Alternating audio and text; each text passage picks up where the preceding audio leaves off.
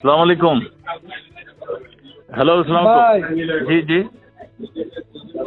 কি অবস্থা? রাতে হ্যাঁ, দিবেন কবে? আমি তো এখন ফাইল পাঠাচ্ছি মাননীয় প্রধানমন্ত্রীর অনুমতির জন্য। আসলেই তারপরে তারপরেই হবে আর কি। আজকে দেয়া যাবে। আশা করি ওটা ওখান থেকে আসলে আমরা করতে পারবো আর কি।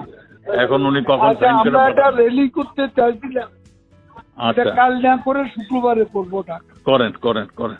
এটা এটা ঢাকার আচ্ছা, ঠিক আছে। ঢাকার বাইরেটা কালকে, আচ্ছা, ঠিক কিন্তু আছে। ঢাকা এখনো আমরা হ্যাঁ বিশুদ্ধবারটা করতে চাই না, কারণ যানজট পরিস্থিতি জি, আর এই বিরাট ঘটনাটা যানজট হওয়ার হয়ে যাবে। পর বিভিন্ন স্পটে লোকজন রাখতো।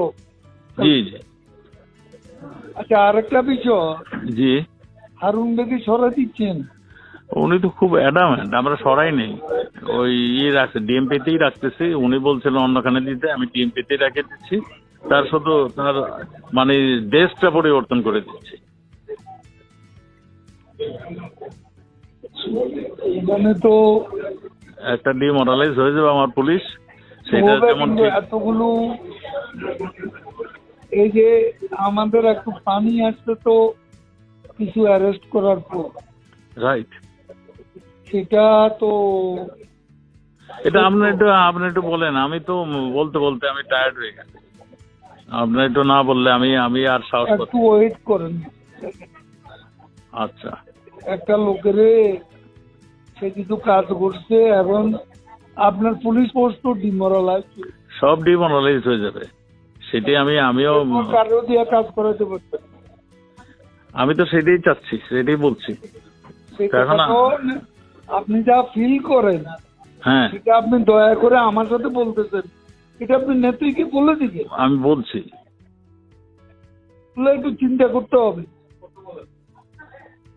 আপনি একটু আইসি আমি তো আলাপ করেন। হ্যাঁ, আমাদের সবার সঙ্গে মিটিং করেছি। মিটিং করে যেহেতু প্রাইম মিনিস্টার এইভাবে বলতেছেন, আমি তখন এইটাই সিদ্ধান্ত নিয়েছি, ওনার ডেস্কটা পাল্টে ওই ডিএমপিতেই থাকবে, অ্যাজ ইট ইজ থাকবে। শুধু ডিবির জায়গায় সে অন্য আরেকটা দায়িত্বে যাবে। না, কিন্তু আপনি এতে খুব রিয়াকশন হবে, রিয়াকশন তো পুলিশের মধ্যে হবেই। সেটা একটু চিন্তা করার জন্য একটু রিথিং করবেন না? আমাকে তো বলতে আজকে রাতের মধ্যে করে দিবে, আমাকে বলতে দিছে।